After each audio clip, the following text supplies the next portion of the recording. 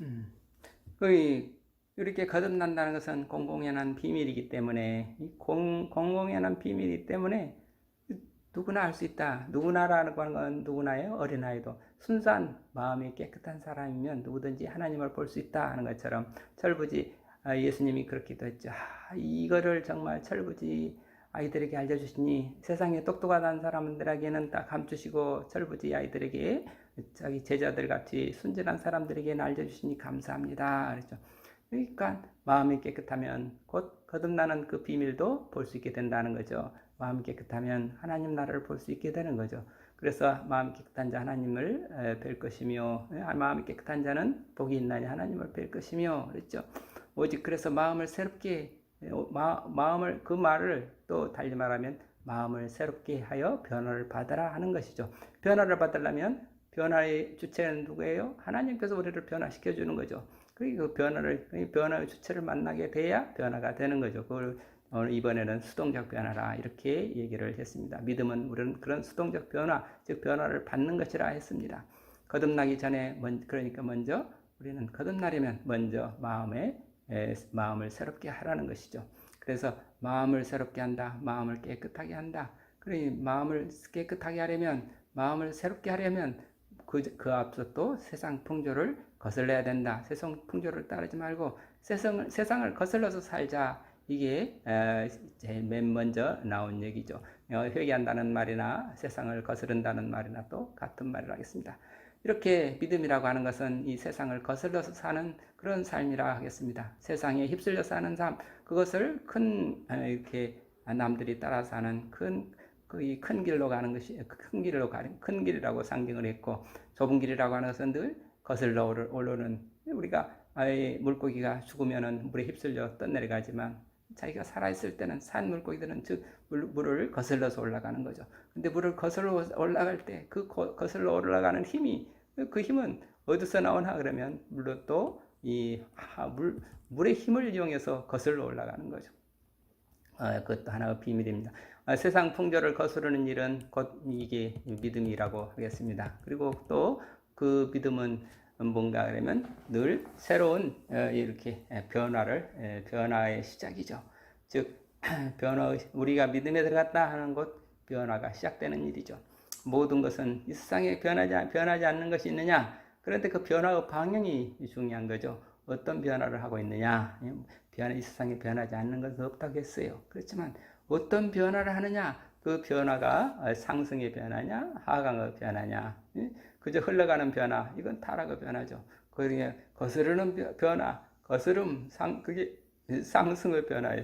그저 흘러가는 것은 그거는 타락과 멸망의 길이죠. 그런데 거스르는 길은 올라가는 일이고 그것이고 생명의 길이라는 거죠. 어떻게 하면 우리는 생명의 길로 올라가는가? 그 힘을 어떻게 얻는가? 그것이 믿음의 핵심이라겠습니다. 그런데 그 올라가는 길은 별로 자기 힘으로 올라가는 게 아니다. 자기 힘으로는 올라갈 수 없다. 위로부터 변화의 힘을 받아야 돼. 생명력을 받아야 그 생명력을 받으면은 결국은 그 어떤 힘을 이게 주어진 힘을 이용할 수 있는 그런 힘을 얻게 되는 것이죠.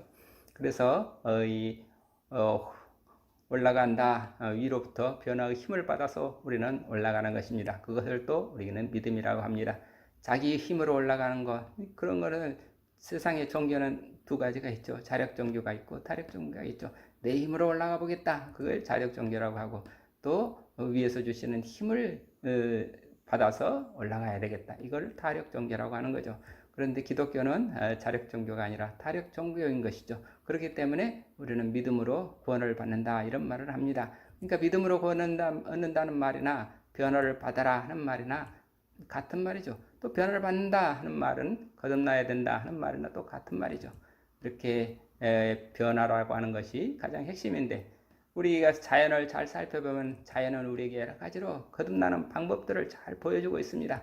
무엇이든지 나무다 또는 나무를 보아도 풀 하나를 보아도 그 거듭나는 것이 뭔지 우리는 민들레꽃이 하나를 보아도 뭐 어떻게 거듭나는지 그 씨가 돼서 나중에 공중으로 날아가는 씨가 돼서 나중에 또 땅에 밤쳤다가 봄철이면 다시 꽃이 피어오르고 이렇게 그 민들레 일성을 보든지 또 포도나무를 보든지 포도나무를 본다 하더라도 거듭난다 하는 거 특별히 우리는 포도나무를 많이 보게 되는데 포도나무에서 꽃이 피고 꽃은 열매가 즉 포도가 열리는 거죠. 그 열린 포도는 그 포도로서 있는 게 아니라 그 포도를 다시 또 우리는 포도주로 거듭나게 만들어서 영원한 향기로 만들죠. 그런 어떤 포도주가 되면 영원히 썩지 않고 아름다운 향기를 내는 그런 영적 존재로 변하는 상징을 우리는 포도주로 생각할 수도 있죠. 또 계란은 어미닭을 만나면 알이 어미닭을 만나서 어미닭 품속에서 이렇게 깨어나는 것, 그래서 병아리가 되는 것, 병아리로 깨어난다. 알이 병아리로 깨어난다. 그 힘은 누구 때문에? 어미닭 때문에. 어미닭의 힘으로 알에서 깨어나게 되는 거죠. 그래서 알에서 깨어난 병아리는 다시 어미닭과 함께 더불어서 우리가 자꾸 자라서 나중에 또 어미닭이 낳게 되면 어미닭이 되고 난 다음에는 알을 낳고 또 알을 깨우는 그런 존재가 되는 거죠. 그래서 알이 병아리가 되었다가 독수리가 되어서 하늘을 날아다니는 그런 큰 새가 되는 자유로운 존재. 새라고 하는 것은 자유로운 존재의 상징이죠. 우리가 이 자유를 얻는다는 것, 이렇게 진리가 너희를 자유롭게 하리라 하는 말씀도 결국은 우리가 거듭나는 것을 길을 알려주는 거죠. 우리가 이렇게 세상에 있는 모든 자연은 우리에게 진리의 길이 무엇인지, 거듭나는 방법이 무엇인지를 우리에게 보여주고 있다고 하겠습니다. 또 흙덩어리를 물로 빚어서 토기를 만들어 놓고 토기장에는 토기를 만들어서 물로 토기를 빚어 만들고 난 다음에 그것을 불가마에 넣어가지고 거기서 1200도, 1400도, 1600도로 하게 되면 아주 높은 온도에서 이게 새로 뭘로 거듭나요? 아주 빛나는 백자로 거듭나기도 하고 또 아름다운 청자로 거듭나기도 하는 거죠. 이렇게 물과 불을 통과해서 영원히 변치 않는 백자도 되고 청자도 된다는 것을 우리는 또 알 수가 있습니다. 이런 모든 변화에는 또 어떤 우리가 이치가 있는가 했을 때 자기보다도 이런 변화가 일어나려면 자기보다도 더 큰 존재를 하나님은 우리보다 크시다 예수님이 하셨죠. 그 크신 존재를 만나야 우리는 변화가 된다는 것입니다. 씨앗이라면 땅을 만나야 되는 거죠. 토기라면 불가마를 만나야 이게 백자로 변하고 청자로 변화되는 거죠. 포도라면 그 항아리 속에 들어가서 이게 항아리 속에서 부글부글 끓는 그런 발효 과정을 거친 다음이라야 포도주로 되는 거죠. 그리고 계란이라면 알이라면 어미닭을 만나서 결국 깨어나야 됩니다. 이렇게 자기보다도 큰 어떤 그런 존재를 만나게 되면 우리는 그 변화의 진통을 겪게 되는 것입니다. 그래서 새로운 피조물로 거듭나려면 반드시 첫째는 나보다 큰 존재를 만나야 되고 그 다음에 만나게 되면 반드시 진통이라고 하는 그런 어떤 고통을 겪게 된다는 거죠. 그래서 새로운 피조물로 거듭나려면 이런 생사가 갈리는 진통을 겪어야 된다는 거, 진통을 피할 수가 없다는 거죠. 계란이 어미닭 품에 들어가서 깨어나려면 모두가 다 깨어나는 거 아니죠. 자칫 일부는 도중에 썩기도 합니다. 또 포도가 발효되는 과정에 자칫 잘못해서 이 불순물이 들어가게 되면 그만 부패하고 마는 거죠. 또 토기도 불가마 속에서 이 청자 자기로 변하다가 그만 깨지기도 합니다. 이렇듯이 아름다운 작품이 나오려면 또는 새로운 생명이 되려면 그런 진통의 고난을 겪지 않을 수 없는데 그 진통이라고 하는 것은 생사가 갈리는 정말 죽느냐 사느냐 하는 그러한 위태위태할 만큼 그런 고난의 길이라는 거죠. 그래서 우리는 이 고난을 피해서는 새로운 생명으로 거듭날 수가 없다. 이것을 또 알아야 되겠습니다.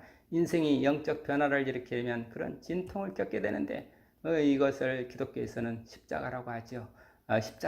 십자가의 고난이었으면 부활의 영광도 없다는 것입니다. 이것이 우리의 진실입니다. 십자가의 진통을 두려워해서는 우리는 거듭난 기회를 가질 수도 없는 것입니다. 그러니까 우리는 그 고난을 두려워하지 말고 자기의 십자가를 지고 그리스도를 따르라는 것입니다. 그런데 이 그리스도를 만나서 그리스도를 따른다 하기 전에 우리는 또 스승이라고 정신적으로 거듭나려면 스승을 만나야 된다고 합니다. 자기의 십자가를 스승을 만나서 자기 만나게 되면 그 스승에게서 알게 되는 게 뭔가 그러면 자기가 자기 십자가를 알게 되는 거죠. 스승의 도움으로 나는 누구고 내 십자가는 무엇이구나 그것을 알게 되는 것입니다. 나의 십자가를 알게 되어야 내가 내 십자가를 지고 스승을 따라가는 거죠. 그래서 예수님 또한 우리에게 말씀하셨죠. 내 멍에는 쉽고 내 짐은 가볍다 그랬죠. 스승을 만나서 그 길을 배우면 자기 십자가를 알게 되고 그 십자가의 멍에도 지고 멍에와 고난의 짐을 지고 우리는 가볍게 올라갈 수가 있다는 것입니까? 있다는 것이죠. 그러니까 우리는 스승을 만나서 자기의 십자가를 알아야 되는 거고 또 자기 십자가를 지고서 변화의 좁은 길을 올라가야 된다는 것입니다. 여기서도 세 가지겠죠. 스승을 만나야 된다. 스승을 만나서 자기 십자가를 알아야 된다. 자기와 자기 십자가를 알고 자기 십자가를 지고 따라야 된다. 그 올라가는 길은 힘들어 보이지만 사실 스승의 힘으로 올라가는 것이기 때문에 그건 그렇게 어렵지 않고 쉽다는 것이죠. 그래서 그 변화를 받아들여라, 변화를 받아라 하는 것입니다. 이런 변화를 통해서 결국 우리는 어떻게 됩니까? 그 변화를 통해서 우리도 우리 인생이 영생으로 된다는 거죠. 그래서 예수님은 니고데모에게 거듭난다는 것에 대해서 이상하게 생각하지 마라. 육에서 난 것은 육이고 영에서 난 것은 영이 아니냐. 우리가 부모를 통해서 우리가 육적인 생명을 얻습니다. 그렇지만 정신적 생명은 선생님을 통해서 얻게 되는 것입니다. 세상에서 자기 부모를 모르는 사람은 없지요. 물론 어려서 부모를 잃어서 난 부모가 누군지 몰라요. 그렇다 하더라도 자기를 낳아준 부모가 있다고 하는 것을 의심하는 사람은 없지요. 그런데 나의 정신을 낳아준 사람이 있나? 자기의 정신을 낳아준 스승이 있느냐? 그 스승이 그런 스승이 없다 그러면 아직도 자기 정신이 없다는 거죠. 당신의 스승은 누구십니까? 그럴 때 나의 스승이 누군가? 그랬을 때 바로 나의 스승이 누구다 하게 돼야 자기라고 하는 것, 자기의 정신이 무엇이라고 하는 것, 자기가 정신이라는 것을 아는 사람이지. 그렇지 않다면 아직도 정신이 없는 사람 또는 얼이 빠진 사람. 그래서 이 맹자가 그랬죠. 자기에게 정신이 빠진 것을 알지 못하고 자기가 기르던 소나 돼지가 소나 닭이 개나 닭이 가축이 닭 한 마리라도 잃어버리면 그것을 찾느라고 온 동네를 쏘다니면서 내 속에 정신이 없다 그러면서도 내 속에 얼이 빠져 있다 그러는데도 자기의 속마음을 찾으려고 하지 않는 거 이게 참 얼마나 인간이 어리석나 그런 말을 했죠. 하여튼 인간에게 당신의 스승은 누구입니까? 이 스승이 왜 중요하냐? 그러면 스승을 우리가 알아야 내가 누군지 그리고 내가 져야 될 십자가가 무엇인지 자기의 사명이 무엇인지 그걸 알 수 있다는 거죠. 인간에게는 이 마음의 차원, 몸의 차원, 몸과 마음의 그런 차원도 있지만 이런 정신의 차원이 있습니다. 그리고 정신의 차원보다도 더 올라가면 영의 차원이라는 것도 있습니다. 그래서 몸과 마음을 길러준 부모는 우리에게 누구나 있지만 우리에게 정신을 낳아준 스승이 없으면 아직도 우리는 인생을 안다고 할 수가 없겠죠. 인생을 모르고 산다고 하면 그거 어떻게 얼마나 참 안타까운 일이 되겠습니까? 그리고 또 이 정신을 넘어서서 영을 낳아주신 분, 그런 분이 바로 그리스도라는 것입니다. 그리스도를 우리는 그리스도라는 것, 나의 영을 낳아주신 분이 그리스도라는 것, 그걸 아는 사람, 그걸 확실히 알면 그게 바로 크리스천이라 하겠습니다. 예수가 그리스도라 그렇게 고백하는 것은 예수가 나의 영적 스승이라는 말이나 같은 것입니다.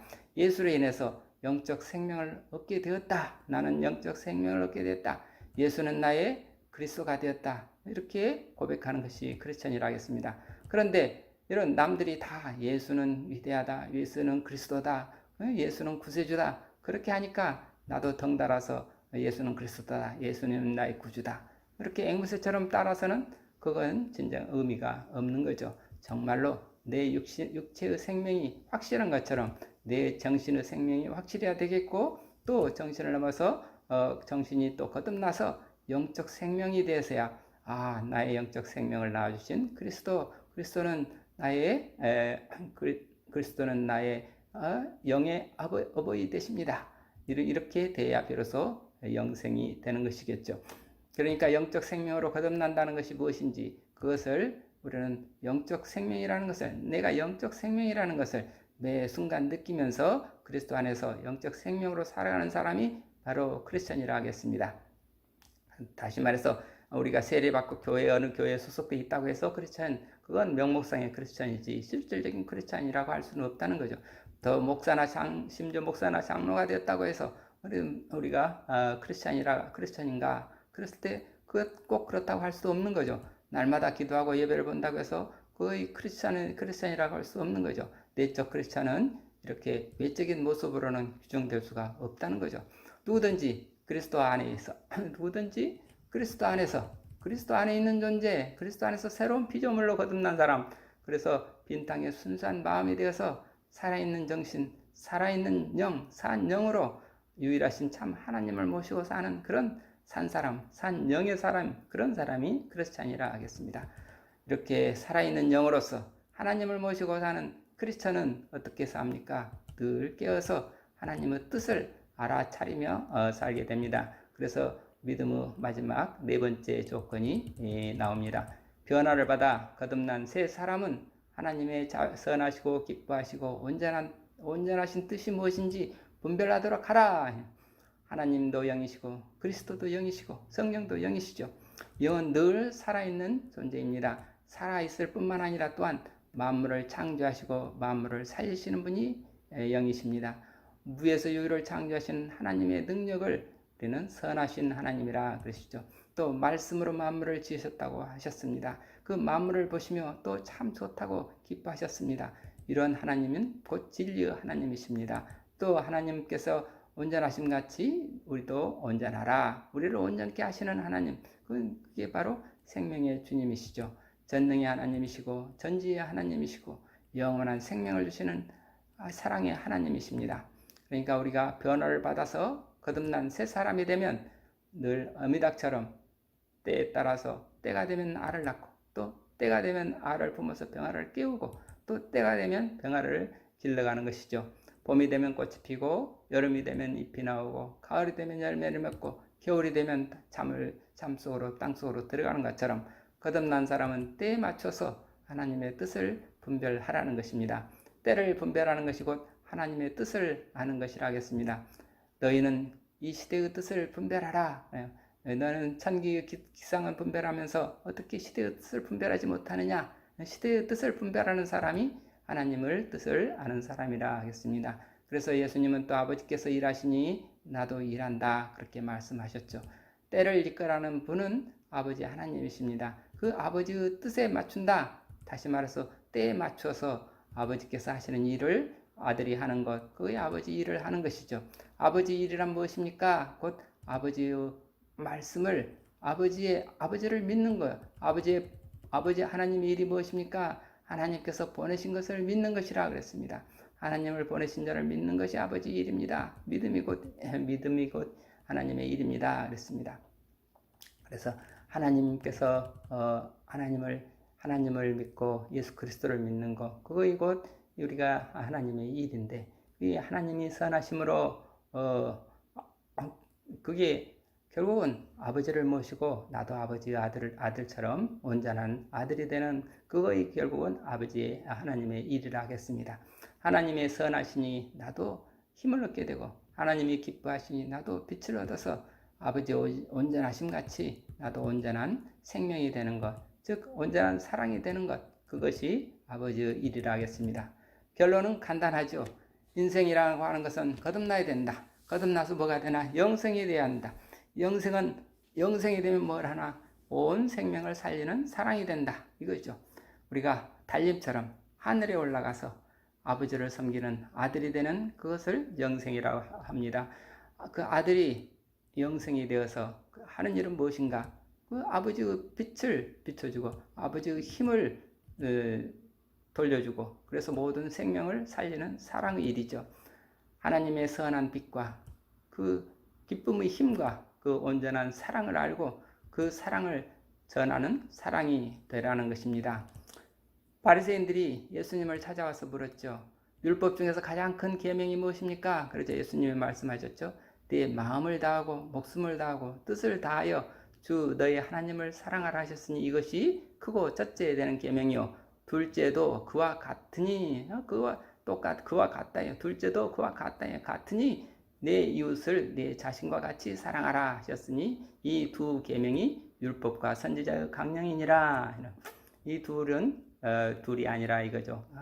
비중에 있어서도 그렇고 내용에 있어서도 그렇고 둘이 하나라는 거죠. 예수님의 말씀에서 그 핵심이 하나님을 사랑하는 것과 이웃을 사랑하는 것이 둘이 아니라는 것입니다. 그래서 예수님은 제자들에게 서로 사랑하라는 새 계명을 주셨죠. 하나님은 사랑이시니 서로 사랑하라. 이것이 결론입니다. 그래서 로마인서 12장 2절 말씀을 다시 한번 읽겠습니다. 너희는 이 세대를 본받지 말고 오직 마음을 새롭게 함으로 변화를 받아 하나님의 선하시고 기뻐하시고 온전하신 뜻이 무엇인지 분별하도록 하라. 사도 바울께서 하신 이 말씀도 결국은 하나님을 사랑함으로 하나님의 사랑으로 말미암아 변화를 받아라. 변화를 받아서 서로 사랑하는 사람이 되라. 그런 거죠. 하나님은 사랑이시니 사랑이 되어서 서로 사랑하라. 이렇게 결론을 맺어도 좋을 것 같습니다. 인생은 사랑이신 하나님을 만나서 결국 사랑이 되자는 것입니다. 사랑이 곧 영생입니다. 우리 모두 사랑이 영생임을 깨닫고 오늘 사랑으로 거듭나는 사람이 되기를 기도드리겠습니다. 아멘.